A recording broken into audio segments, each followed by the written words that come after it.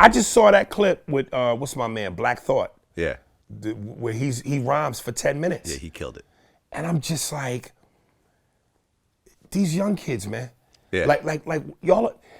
All right, let me hold up. You know what's funny about that Black Thought clip? Because I know that as soon as you mentioned it, the comments gonna go crazy on it. Because me and Lord Jamar had a debate at one point where I didn't put Black Thought in my top 10. Strictly as an MC, I would not put him on my top list. I felt he's a great person in the role of the Roots, but him as an MC, period, I wouldn't put him in the same breath as a Jay-Z, Biggie, Nas, Tupac, J. Cole. Listen, I wouldn't, because those are different.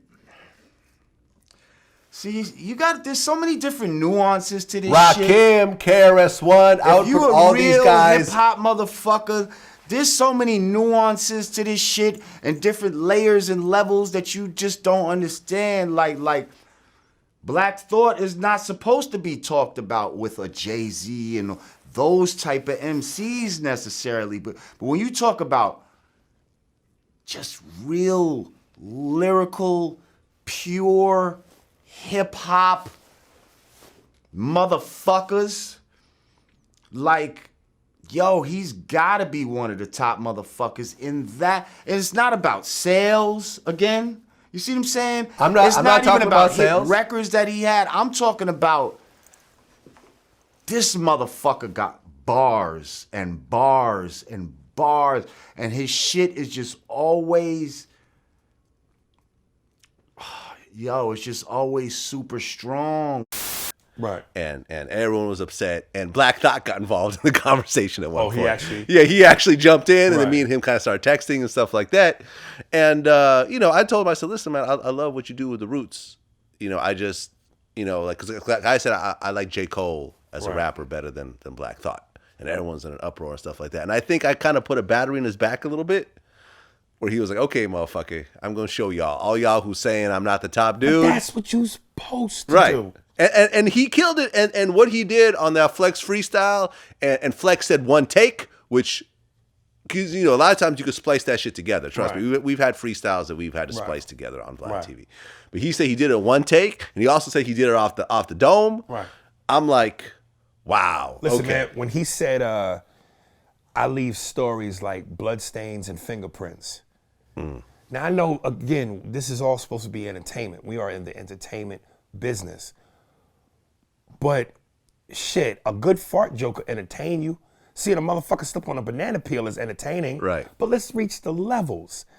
Rap has always been about wordplay, metaphors, complexity. That one line, I leave stories like bloodstains and fingerprints. Cut to Gucci gang, Gucci gang, Gucci gang. My lean costs more than your rent. Your mama still lives in a tent. That's what we doing? Because here's what I'm saying. Unless we strictly gonna make this about, all right, it's just something for you to dance to, something for strippers to make their money to, let's not lose sight of the fact that this rap art form is about lyricism.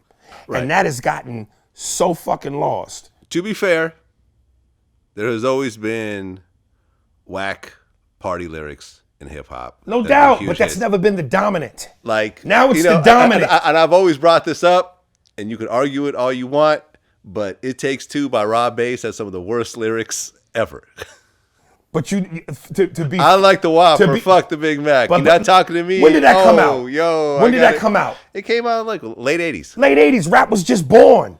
The hip, the hop, the bibby-dabba. It was all preschool to some degree. No, it wasn't, because Rakim was already out during that time. Well, hold up now. KRS-One was already out during that time. But again, let's be fair. If we talking about as a whole. Big Daddy Kane was out during that time. If we're talking about as a whole, you just named 3 dudes. I bet you can't name 5 more. You don't think I can name 5 more? What I'm saying to you is, everybody knows the original tiger in the wild is the orange and black stripes. But there's albino tigers in the wild. They do exist. At that time, for what rap was, the hip, the hop, the bibby, the don't stop, the Fat Boys Rakim, KRS-One, Big Daddy Kane, they was albino tigers. Cool they G, were ahead Cool of G, their time. Cool G Rap was out during that time. LL Cool J was out during that time. There was a lot of people. Queen Latifah was out during that time. You know what I'm saying? A lot of people that were spitting some shit. Okay, but what I'm saying is at that time when rap was just born, it's trying to find its legs. It's trying to identify itself. It didn't know what it was yet. You know what I'm saying? That's to be expected. Now, if we talk about the golden era of rap, the 90s, okay, yeah, we had DOS Effects. We had Criss Cross. But You had Whoop There It Is. that was, you had a, but you that had a wasn't. lot But that wasn't. By that time, Whoop rap There had It- found its legs. Whoop There It Is was one of the biggest songs of that era. So was You Can't Touch This. Exactly. But again, if we talking about straight, you respected Vanilla You Can't Ice. Touch This. Vanilla Ice stop was it. out during Stop that it. time. You say You Can't Touch This from in terms of the business aspect of rap, the money it made, Hammer's impact on the game. From that standpoint, hats off. But now we talking about purists. We talking about lyrics. We talking about the guys that go hard in the paint. That's why I'm saying, look, like I heard this song one time by Lil Uzi Vert, and I remember the chorus was something like, "All my friends are dead." Right. I don't know what the name of the song. It's called EXO Tour Life. Okay, but basically, 90% of the song was that chorus. I don't really care if you cry. Right. And then Yeah. when he did spit, he maybe spit like 4 or 5 bars, most of which was not even understandable. So what I'm saying is, and again, we going back to the whole hate thing. This rap shit is a franchise. This is a franchise. This is a historic. Legends come from this shit. Big Pun, Fat Joe, Jadakiss, Ice Cube, Snoop, DMX, Nas, Biggie, you know, Latifah, Salt and Pepper, LL, Scarface, Willie D. Which camera is me? Right here? You young niggas is fucking up the franchise. The shit y'all putting out, Gucci Gang, Gucci Gang, Gucci Gang, Gucci Gang. This 6'9" dude with the multicolored teeth and the hair, some of you niggas look like Tim Burton Batman villains. You fucking with a franchise. Get it together. Ain't nobody hating on the fact that y'all make money. You can buy all the Benzes, all the Maybachs. To some of y'all dudes, y'all made it famous to wear purses now. You buy all the heels and the pearl thongs you want. Mazel tov. But lyrically, you fucking with a franchise. You fucking with the history of this shit. What y'all do today will affect tomorrow. Leave the legacy intact. We don't hate on y'all because you young. We hate on y'all because you lazy. My lean costs more than your rent. Your mama still lives in a tent. Gucci gang, Gucci gang, Gucci gang, Gucci gang. But you got Black Thought saying, I tell stories like bloodstains and fingerprints. I say to every young rapper, any would-be rapper trying to get into the game, listen to Biggie's Niggas Bleed. That track, he tells a story.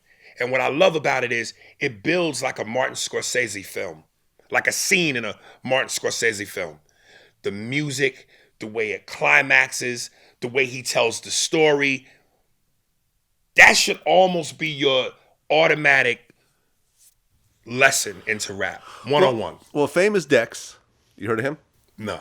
Famous Dex, Chicago dude, you know, multicolored hair, a bunch of tattoos on his face, who's in that little pump kind of genre. He did an interview on Montreality. He said, if y'all want to hear real music, go listen to Jay-Z, go listen to Kendrick, go listen to Nas. If you want to be entertained and be hyped, go listen to me or Lil Pump. You could still be entertained and be hyped. I don't get where you think that just because you throw in some words that make you think and have a little bit of complexity to it, you can't be entertained. Some dudes is checker players while we out here playing chess. If it's too much, go sit at the kids' table. I just, like I said, I'm 42. My rap card is about to be over. if it ain't already. I probably got 2 good years left to ice my knees, and it's time to put the jersey in the rafters. But from what it is, I was born in 75. I've been there through the birth of rap to where it is now. Well, listen, I like Lil Pump. I like Tekashi 6ix9ine. I like some of Famous Dex's stuff. Like I appreciate it for what it is. Like I don't think that I'm going to be thinking too hard when I'm listening to Gucci Gang or like Ooh or some of these songs. These are entertaining songs. It's kind of designed for a younger audience anyways. You know, they're not designed for people of our age. They're designed for teen. You know, Lil Pump is like 17. Nas was 19 when he wrote Illmatic. Step your game up. Stop being lazy. Stop making fucking excuses. I mean, you know. 19 when he wrote Illmatic. A classic. Don't hear me about that age shit. Y'all niggas is lazy, man. Knock that Dr. Seuss shit off. This is the part where people think I'm an asshole. Right. Because I do and say things like this.